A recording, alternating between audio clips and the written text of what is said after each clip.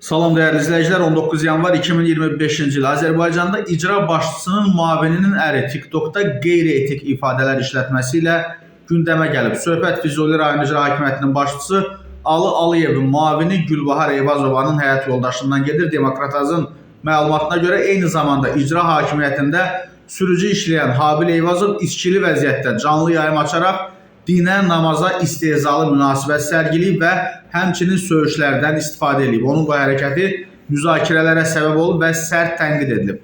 İcra hakimiyyətindən isə bildiriblər ki, sürücü vəzifəsində işləyən Habil Eyvazov uzun müddətdir ki, bizdə çalışmır. Bugün isə Gülbahar Eyvazova, yəni icra başçısının müavini işdən ayrılmaq üçün ərizə yazıb və onun müraciətinə baxılacaq. Və həmin videoya görə icra başçısı da danlanıb və onun məzuniyyəti belə deyək yarımçıq qalıb dəyərli izləyicilər.